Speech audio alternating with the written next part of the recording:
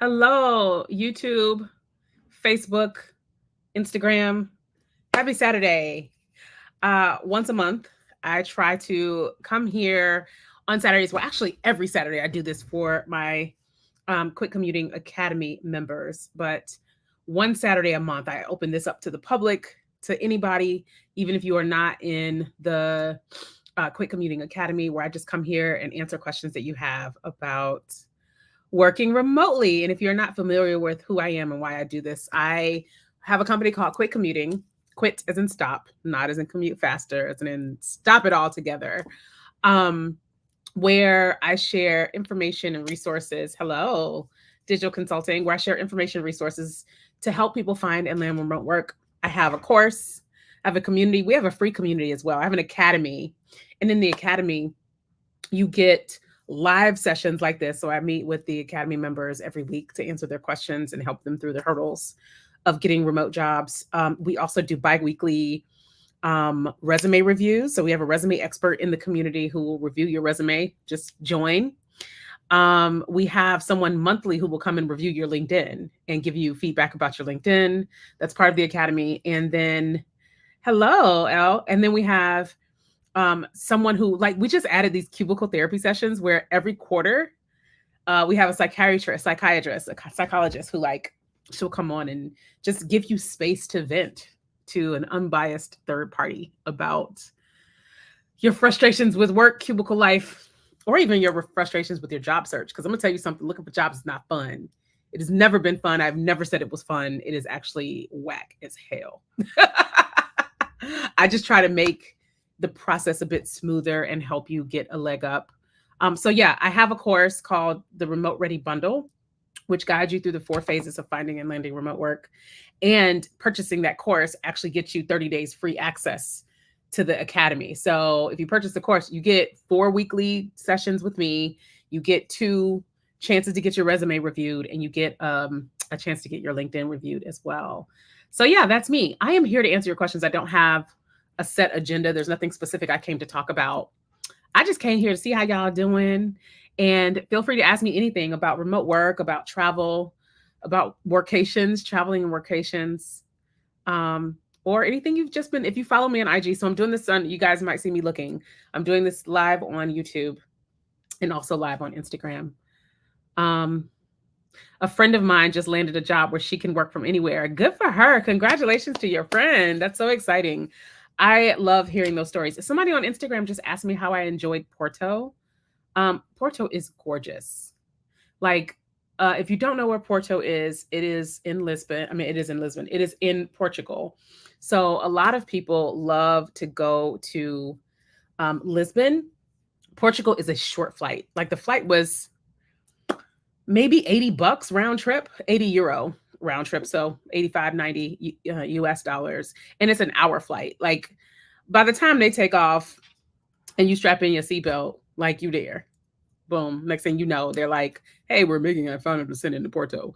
But Porto is gorgeous. Porto is where they have wine valley. I mean, wine region. So Douro Valley is there. If you're into wine, you know, Portuguese wine is fantastic. But they have the wine valley, and it is if you've ever been to a wine region, like, they're just gorgeous because they're so lush, and it's usually a lot of land. So yeah, Porto was fantastic. I'm so glad I went. I ended up going to, like, some sardine factory, which I did not expect to do or enjoy. But we had a good time, and my dad and I both love sardines. So I bought us a case of sardines to bring back, and then I promptly left them in my Uber heading to the airport in Porto. But highly recommend Lisbon, highly recommend taking a side trip to Porto. We just went for like 48 hours. Because when I got to Portugal, to Lisbon, one of my friends from Lisbon was throwing a party in Porto. So I was like, let's just go to Porto to go to the party, and then do the wine valley and stuff like that. Okay, someone said, tell us about your live events. Thank you, Hannah, for throwing me questions. Don't you love a friend who joins your lives and, like, sends you softballs to, like, get the party started?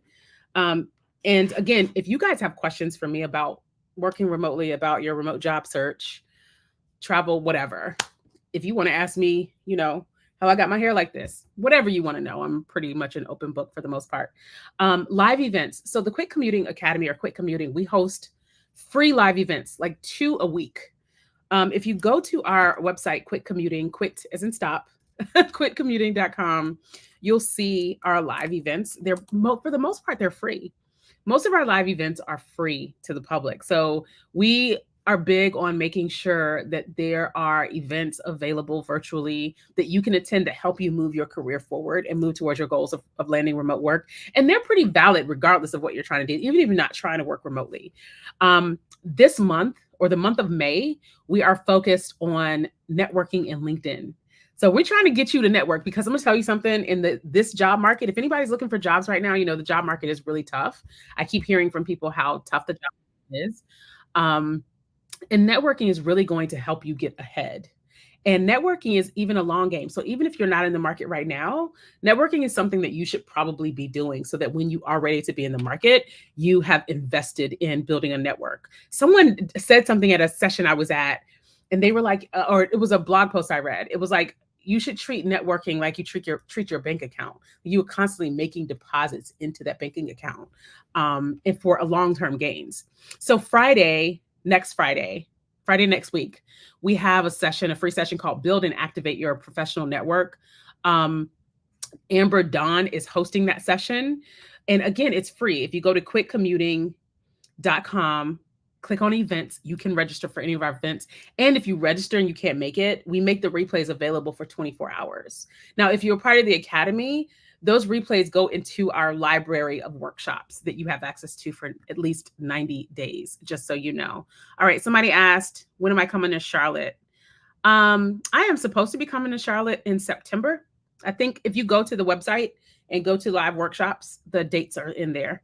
I think it was the first weekend in Charlotte, if I recall correctly. Someone said our live events are very insightful and actionable. Oh, that is like the best bit of feedback. Actionable is important to me. If you guys come to a workshop, I don't want you to just hear someone's thoughts about something. I'm not a huge fan of panels for that reason. I like to focus on workshops because I want you to take away practical and actionable steps that you can actually move forward on to help you reach your career goals. And so for someone to say that our events are actionable, I love it. Love your hair and look. Thank you. Fun fact. I'm gonna tell y'all my business right quick. This is my like old faithful wig. I love this wig. It's like my backup. If I can't do anything to my hair, it is the backup Old Faithful. And the last few weeks I've been wearing like a V-part wig where you have a leave out, but I packed them in my check bag coming back from Lisbon. And KLM is notorious for delaying luggage. And I did not get my luggage. So I have none of my hair or my hair tools. And so I went to storage to go pull Old Faithful. I'm gonna call her Faith. We're gonna name her Faith because she's faithful. I went and had to pull Faith out of a box in storage and slap her on. So she's still giving. Thank you. Thank you, Venoria. All right. So we've got some questions on YouTube. Thank you from Montreal. Any tips for finding work from anywhere roles? I've tried sites like Truly Remote, but not finding roles that are fitting. Well, my advice for that is my advice for finding any type of role, right? You just gotta know where to be looking, and be looking at companies that are remote first. So companies like Zapier, Remote, Oyster HR, companies that are remote first companies. And we do have a free list of 50 remote first companies. You can't get it on the website. I don't know why. I need to fix that. I'm trying to figure out how to tell you to get it. I think if you go to the Quick Commuting Instagram account, the link in bio has a link to the list of 50. I will drop it in the description box for the YouTube video. Yeah, I think I have a link I can just drop in the comments or in the description box on the YouTube video. And for my people watching on Instagram, I'm going to add it to the link in bio in my account and the Quick Commuting account. Okay. But what you want to focus on if you want to work from anywhere is remote first companies that hire people from all over the world, because those companies do exist. I will tell you, those companies are it's very competitive, right? Because a lot of people want to be able to work from anywhere. And then the next question is, you've got to decide, are you trying to move abroad or do you just want the space to travel? Because you don't need a work from anywhere company to just be able to travel. For example, I just worked in Lisbon for a week. I am going to be working in Rwanda for a few weeks. My company wouldn't be down with me moving out of the country, but they are okay with me, traveling for a month, a few weeks, or something like that. So as long as I let them know where I am. And so if your goal is just to be able to travel freely, then you don't necessarily need a work from anywhere company. You just need a company that is okay with you traveling so long as you're letting them know where you are. So those would be my tips. Look for remote first companies. In our course, in the Remote Ready bundle, there's a list of 250 remote first companies in that bundle. So buy the bundle. But we do have a free list as well. I will put that in the comments. I got to find the link real quick. Has anyone left a job after 1 year? I started this job about a year ago and I cannot deal with the physical pain from the stress. Has anyone? Yes, people have. I'm going to tell you something. I cannot deal with the physical pain from the stress anymore is good enough reason to leave. I think that we have to recognize that our one and only lives is ours, and it is your responsibility to take care of you. No one owes you anything, and you don't owe anyone anything. The only person that you owe things to, Esme, is yourself. And so if this job is causing you physical pain from stress, then again, you are in charge of taking care of you. There's no, if you need to leave, you need to leave, baby girl. Do your thing, roll out. Autobots, roll out. I just did a YouTube live about leaving toxic jobs a few weeks ago. You should watch that. It's a really good live. But also there is a virtual job liberation summit coming up. Let me get you, I have a link to that too. There is a virtual liberation job search is a job liberation summit. It's a virtual summit coming up. It's actually going to be mid-May, so it's in a few weeks. You should come to that because that's going to be full of inspiration, education, and information to help you get okay with leaving a job early, quote unquote early, because you've been stressed out. We've been so conditioned that we have to do certain things. You don't have to do anything, baby girl. You don't have to do anything. Somebody on Instagram said, leave that job.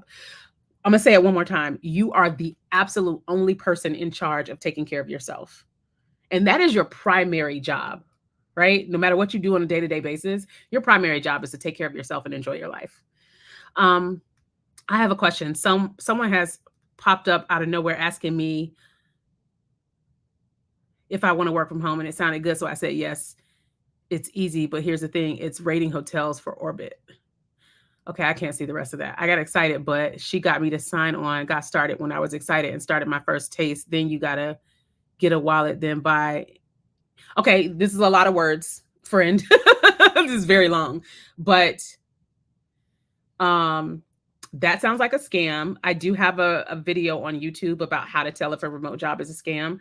No one should be asking you to pay for anything to work for them.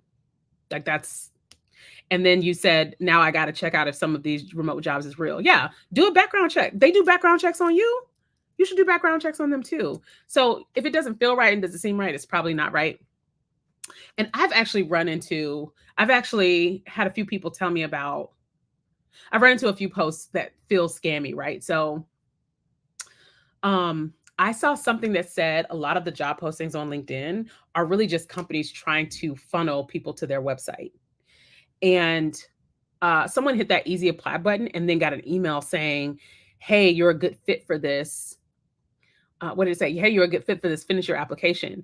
And they went to click on finish their application, and it was trying to get them to sign up for like a side hustle site that helps you with side hustles, because the job was part-time, right? The job that she was applying for was part-time.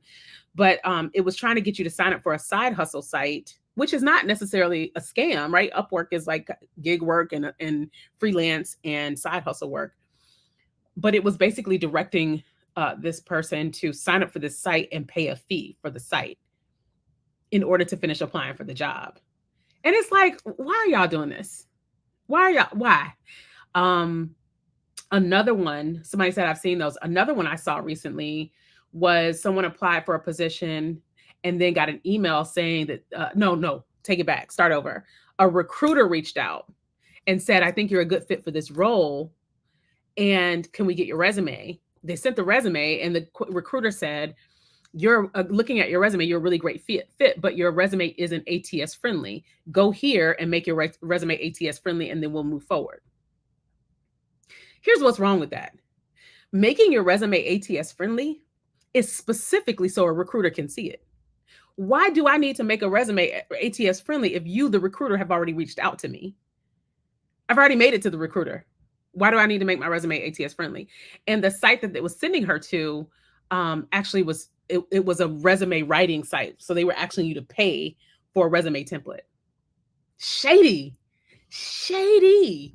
I was like, no, message them back and say the purpose of making a resume ATS friendly is so I can get to a recruiter. I thought I was already talking to a recruiter. So all that to say, like use your judgment. Hey Anissa, use your judgment and make sure you're thinking through this. I know a lot of you want remote jobs, right? A lot of you want remote jobs. A lot of you are seeing these positions that are higher pay, but use your judgment and do some checks on some of these companies. And if it doesn't feel right, it probably isn't.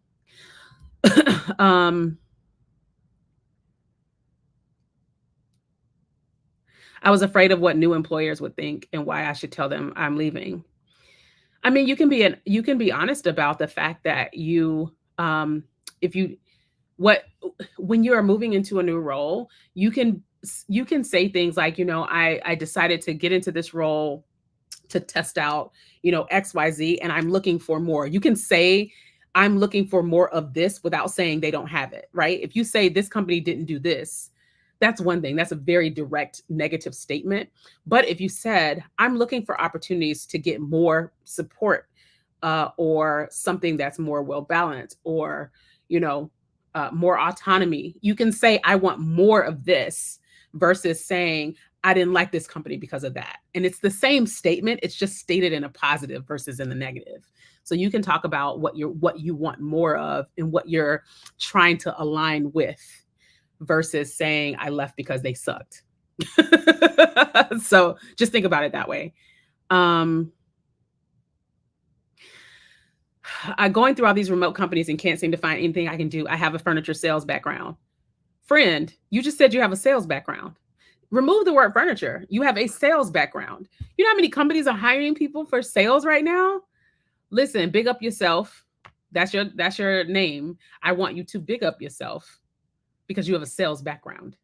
Also, you have a lot of transferable skills that you should not sleep on.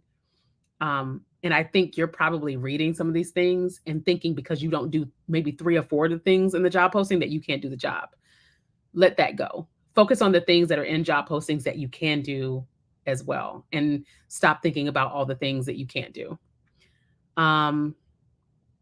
Do remote first companies supply you with a phone, computer, or are you expected to use your own? It depends on the company. I wouldn't say yes or no to any of that.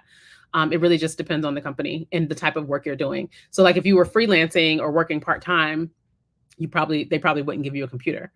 But if you're working full-time, then they definitely would be giving you a computer.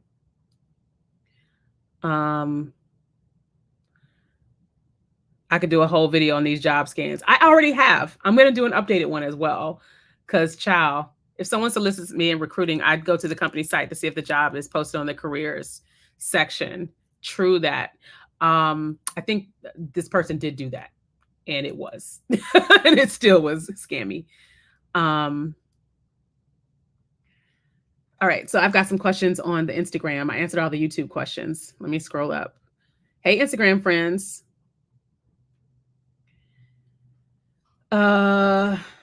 Oof. All right. Amber, when are you coming to Charlotte? I answered that one.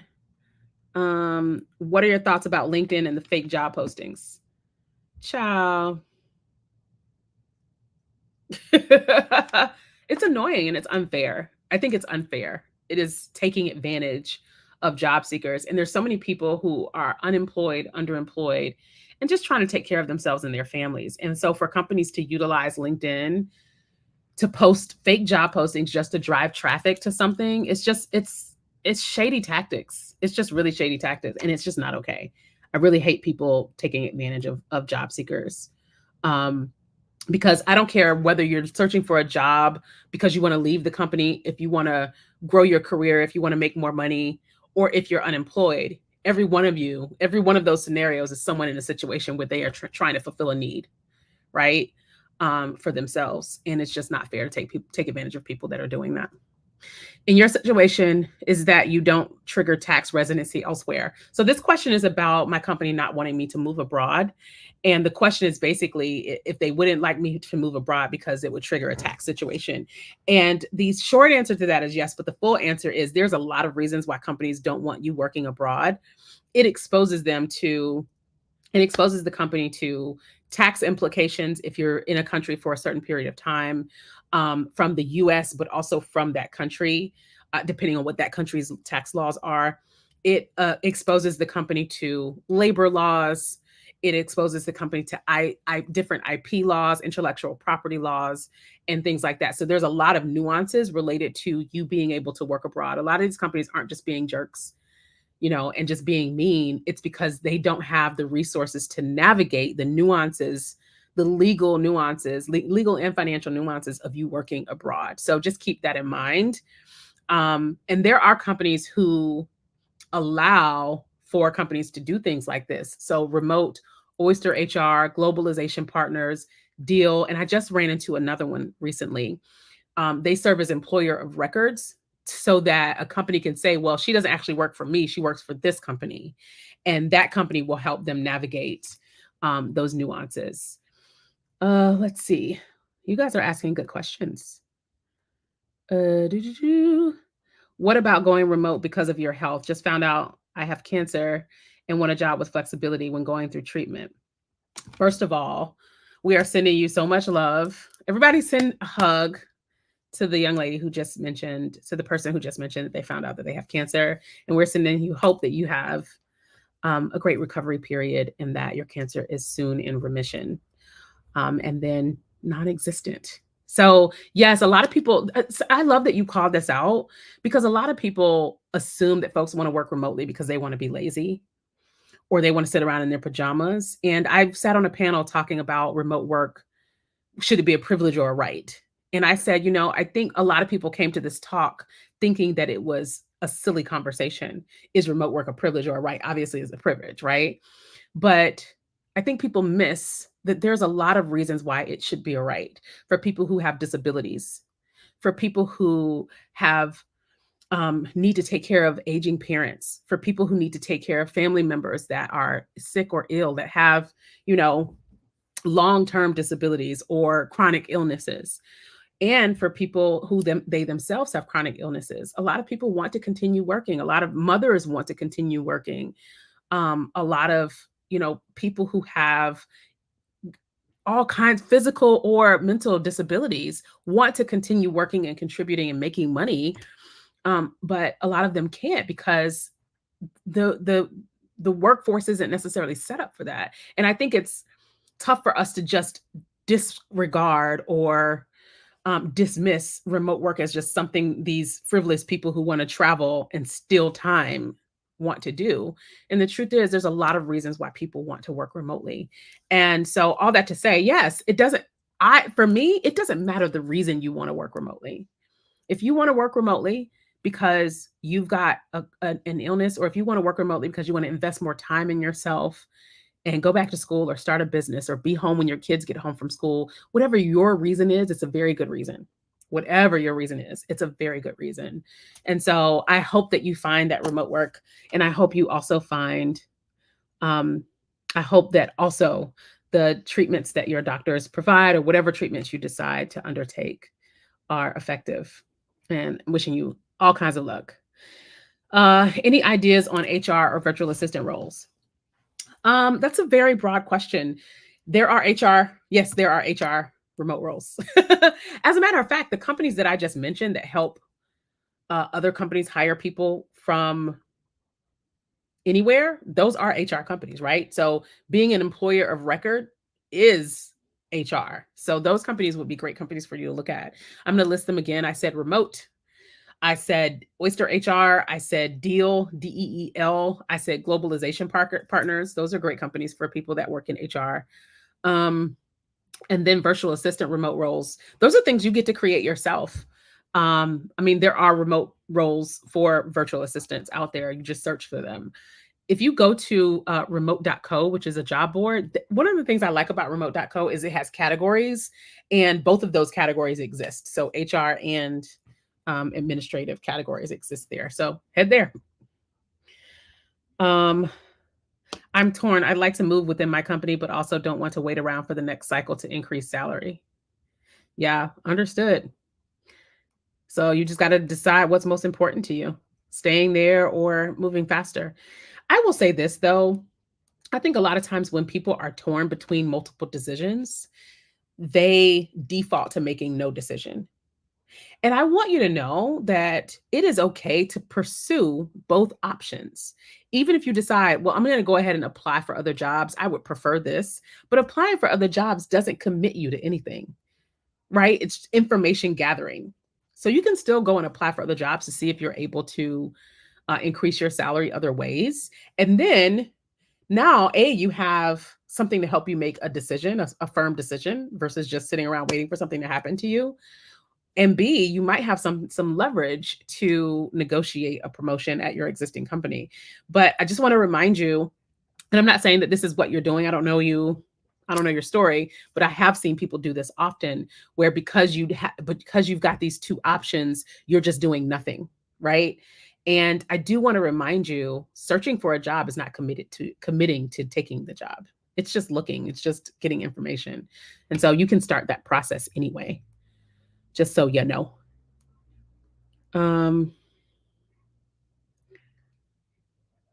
Let's see here. Yeah, somebody said I've been guilty of analysis paralysis. Yeah, I've had people that's like, I want to look for a job, but I don't, blah, blah, blah, blah, blah. And I'm like, getting a job is not, looking for a job is not actually taking a job. It's just looking. Get in the habit. Start networking now. A lot of people wait until they need a job to start networking. Child, it's too late. Let me not say it's too late. I'm gonna take that back. You are better off investing in networking early. So start looking at, if you're any of you, if you are in a place right now where you don't need another job, still sit down and go through the exercise. I want you guys to do me this favor. The month of May, this is what I want y'all to do. And this is me freestyling. I want y'all to write down a list of 3 companies that you would love to work for, 3 to 5 companies that you would love to work for. Man, if I could have my way, I would love to go work for this company for whatever reason. Maybe you like their benefits package. Maybe you like their products. Maybe they just seem like a really cool place to work. You've seen their other employees post stuff, and it's like, man, they look like they have a lot of fun there.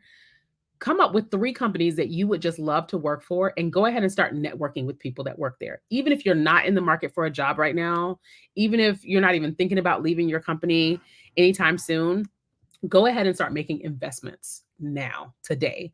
Because when something comes up, or when you need a job, you will have already done the work, right? You won't be trying to do it in the midst of, trying to scramble to get a job.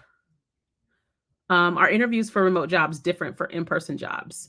Yeah, they're different in that it can be more challenging to convey emotions in tone when you're not in person, like that. You don't feel that energy. And so you definitely want to make sure that you show up in a way that allows that to what is the word I'm looking for? To show through on video. The other thing is, when you're interviewing in person, you are on their turf. When you're interviewing virtual, you're on yours. And so you've got to be mindful of the distractions and the things in the room that could impact your interview. So little things like that. Other than that, the questions aren't necessarily different. It's really just the environment is different. And so you've got to be cognizant of some slightly different things. You've got to be cognizant of, in person, they always tell you to show up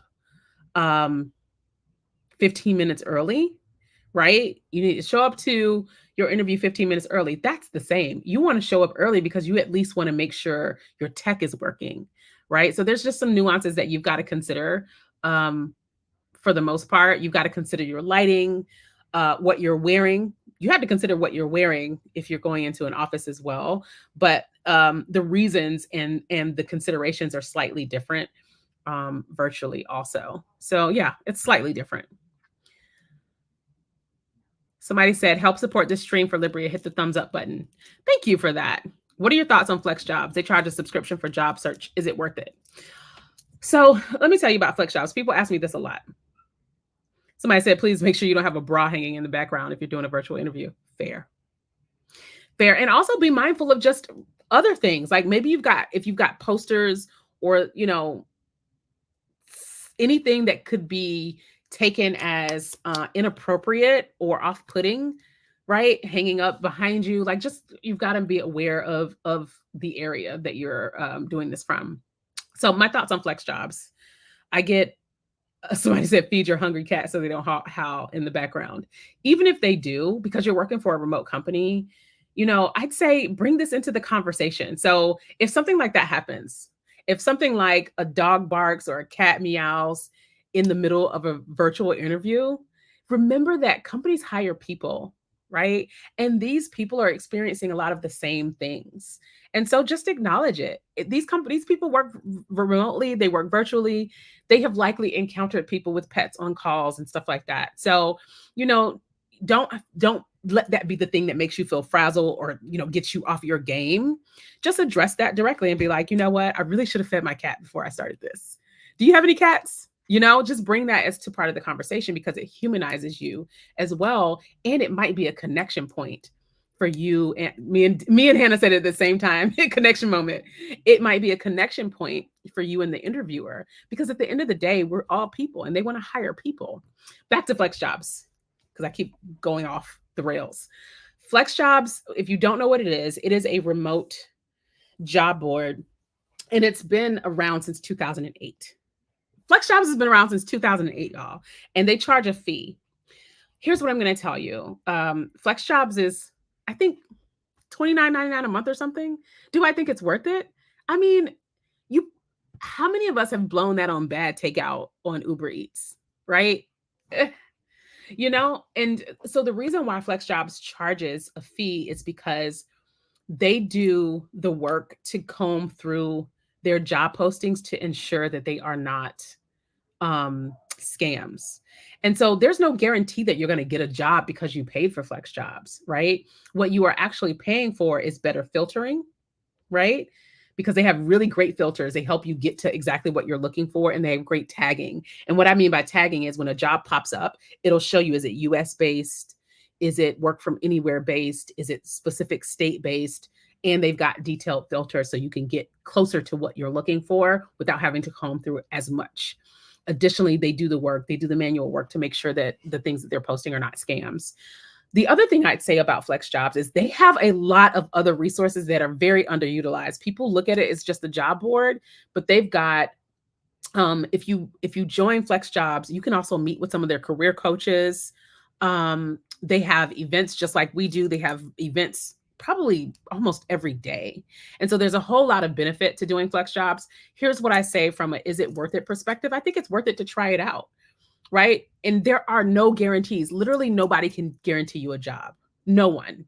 This is one of the first things that I say in my course. When you buy my course, the first thing I tell you is I can't guarantee you a job. I can't guarantee anybody a job. If I could, I'd be charging a lot more for that course. But anyway, I think it's worth it to try. And when we think about it's interesting to me the number of people that are so hesitant to sign up for flex jobs when I know we waste money. We're so ready to waste money on so many things, right? Easily. But yes, to answer your question, yes, I think it's worth it to try. I think it's $29 a month for flex jobs, or $49.99 for 3 months, $50 for 3 months, or something like that. And they often have a sale as well. So check that out too. Right, 15% of your annual salary. If I could guarantee you a job, I would take 10% of your salary, 15% of your salary. Should employers be advised every time you travel when working remotely? Good question. So somebody on YouTube asked, should employers be advised every time you travel when working remotely? I think it depends on the policy and it depends on the relationship that you have with your employer. That's how I feel about it. My employer previously did not have a policy about it at all. And so sometimes I would tell them and sometimes I wouldn't because I wasn't obligated to. But sometimes I would tell them just because I wasn't hiding anything. I've never hidden anything. It's on my Instagram. Some of my coworkers and my boss followed me on Instagram. So it wasn't something I was hiding. It was just not important because there was no policy against it. right? No one told me I couldn't. And when they hired me, they knew who I was. they knew they knew that I was about that life. And so sometimes I would tell them and sometimes I wouldn't. But again, it wasn't policy and it wasn't important. It didn't, to me, it didn't matter because either way, I'm getting my work done, right? Now, if it's a policy, yes, you absolutely should, right? I think that it's important to, if you're gonna have the job, if you're gonna keep the job, then do what you need to do to keep the job. And so my company did actually enact a policy last year that said that we have to notify our supervisor of when we're going to be traveling outside of our stated location. And so anytime I'm traveling, I just send my boss like my dates and here's where I'm going and good day. I don't personally want you guys feeling like, I don't want you guys sneaking around, you know? I know there's a lot of people that are like, get this VPN, it'll look like you're at home, blah, blah, blah, blah, blah. I don't condone that. I personally, I just do not condone that. I think if you're going to be traveling and working, I want you to enjoy it, right? I don't want you sitting around worried about, waking up to an email that says, hey, help you enjoy your trip when you get back, turning your laptop. There's so many companies that allow for this, right? And early on, I was in a position where I was very well trusted. I was good at my job. Not saying these are not past tense, I'm still good at my job. And so it didn't really need to be said. No one really cared where I was. The policy came into play when more people started doing it, right? Before it was really just me doing it and no one cared because again, everybody trusted me to get my work done. But once more people started doing it, post-pandemic, because I've been doing this since before the pandemic, post-pandemic, when more people started doing this, they were like, okay, well, we need to put a policy in place.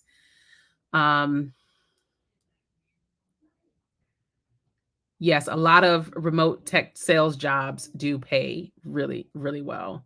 So if you've got a sales background, and also the person that mentioned that they were in furniture sales, there are tech sales boot camps you can get into. Tech sales people make a lot of money. How many rounds of interviews is normal? My current job took 6 rounds, and I honestly felt like it was overkill. There's no such thing as normal. Companies get to decide what works for them, and it will vary by company, and it will vary by hiring manager and role. So, I mean, I can't answer that question. What I can say is, if it feels like too much for you, don't do it. Like you're in charge of you. If you don't want the job because you don't want to do 6 rounds of interviews, then don't. Yeah. Any insight on entry level remote tech jobs? Outside of the fact that they exist? Yes, they exist. Go for them. Let's see. Yeah, I don't know if that's normal for a tech role, 6 interviews. I've been working in tech for a long time. We've never done 6 round of interviews. We typically do, the company I work for typically does 3. But it's hard to say what's normal again, because this will vary by company and it will vary by hiring manager and role and things like that. 6 feels excessive though. Your advice is always so practical. Thank you for saying that. All right. I'm going to take 2 more questions because we're already over 30 minutes. I'm a social media manager and I've been looking for remote work opportunities. Where can I find them? God, I see remote social media management positions all the time. Where are you looking, friend? Why don't you go to some of the places that we mentioned in the quick commuting course? So in the quick commuting course, the remote ready bundle, there's a list of 100 places to find and land remote work. You don't need 100 places, but I like to give a lot so you can pick which ones you really like. I have a YouTube video walking you guys through my 5 favorite remote job boards. But child, between LinkedIn, Indeed, remote.co, I see a lot of social media manager positions. And that's something that you can do as a contractor or freelancer as well. So you could do that kind of on your own also. How do most companies feel about working outside of the country? Can't answer that for most companies, but I can tell you why some companies don't. I did answer this already, but I don't mind answering it again. I will tell you why some companies, why don't I answer this question for you? Some companies don't allow you to work outside of the country because they're not equipped to handle and manage the legal ramifications of it. So there are tax implications, there are labor law implications, there are intellectual property implications, there are healthcare implications. There's a lot of implications that a lot of companies don't have the resources to manage. So some companies do. And some companies don't care. They just out here like the Wild Wild West. So yeah, it depends on the company. How can people navigate having a job and starting a business like you? Did you tell them, or is it not their business? My job knows that I have a side business. My job is actually, my boss spoke at my first conference that I threw, and then my company recruited at my second conference. So I am a transparent person, right? So I don't want there to be any that's just me. I don't want there to be any surprises, right? And there is nothing in our handbook or nothing in my contract that says I cannot have a side hustle, right? There's nothing that says I can't do this. Now, some people aren't comfortable with telling their jobs that they have a business on the side or that they're doing things on the side. I'd say that's up to you if you're not comfortable doing that. Um, for me, it's hard. It would be really difficult to navigate that. It would be hard to do that because I post on LinkedIn a lot about my company. I post a lot on Instagram about my company. So it's like pretty impossible for me to keep that on the low. As far as like what is and what is not somebody's business, that is completely up to you. I don't think you owe anybody anything. Now, I'd say make sure that you're looking at your company policy, and if they have policies against moonlighting, excuse me, or policies against you, especially if you are running a business that is in the same range as theirs. Now, the government just banned non-competes. So that's not a concern, but your company may be uncomfortable. If you're running a side business that is parallel to what your company does, they may be concerned about you utilizing or stealing their intellectual property to run your business. So that might be tough to navigate. But I'd say just get comfortable with what the um, regulations are at the company that you work for. And then also just consider, like, what is your personality? Are you the type of person that, like, are you okay with sharing information and stuff like that with your company? If not, don't do it. And what kind of relationship do you have with the company that you work for? I am the type of person that if I can't show up as my whole self, I don't need to be there.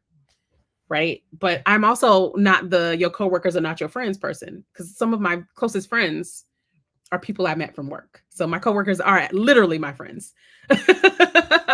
So it really just kind of, I think that just depends on you and what's allowed at your company. All right, let me see. I want to move overseas. Is a remote work a transition to that? Yes.